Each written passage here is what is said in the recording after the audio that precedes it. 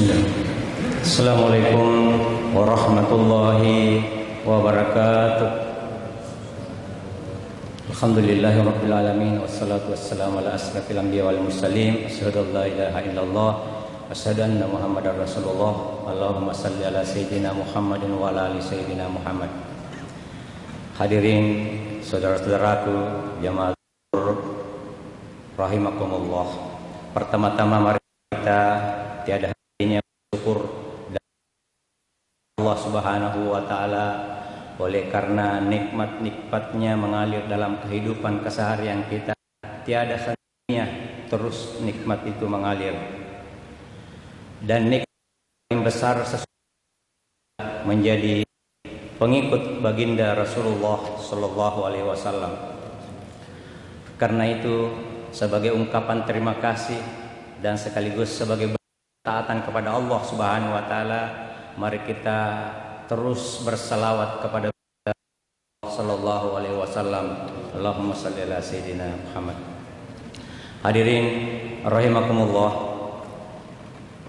kalau kita akan bertemu dengan orang yang kita cintai, kita ingin bertemu dengan orang yang kita sayangi, atau kita ingin bertemu dengan orang yang kita segani, maka pasti kita mempersiapkan diri, kita merekayasa tampilan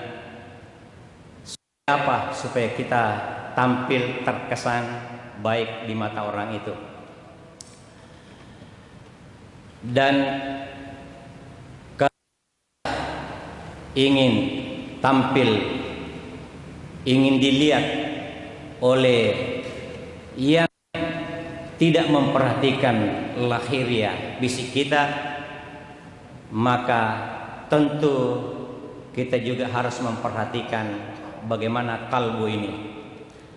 Innallaha la yansuru ila suwarikum wa amwalikum walakin yansuru ila qulubukum wa amalikum. Sesungguhnya Allah hanya akan melihat, Allah tidak akan melihat bentuk fisik, rupa dan hartamu, tetapi Allah akan melihat bagaimana sikap hati dan amalan-amalanmu.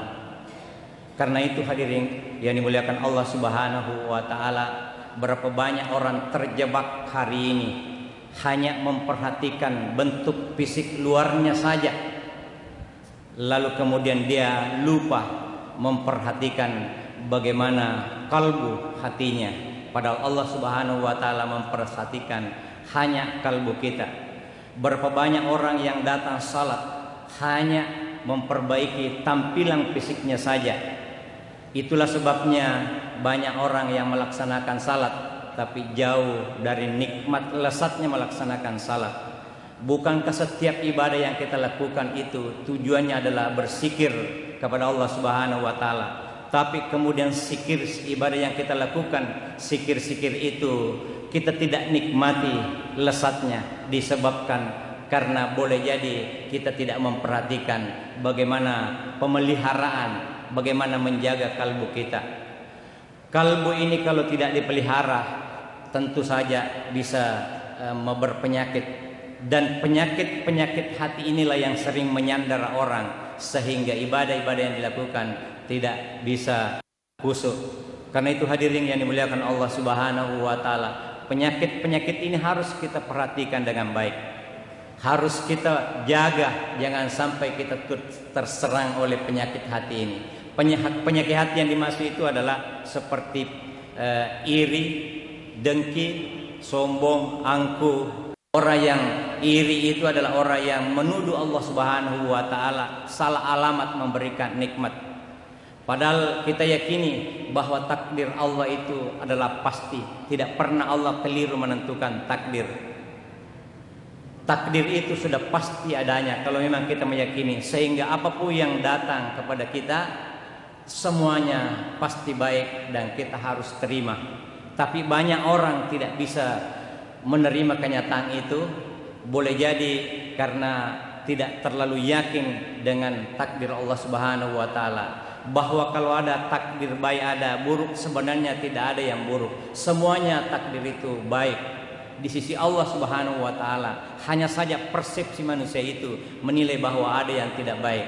Karena itu hadirin yang dimuliakan Allah Subhanahu wa taala, mari kita senantiasa menjaga diri kita dari penyakit ini, karena siapa saja berpotensi untuk diserang penyakit hati ini.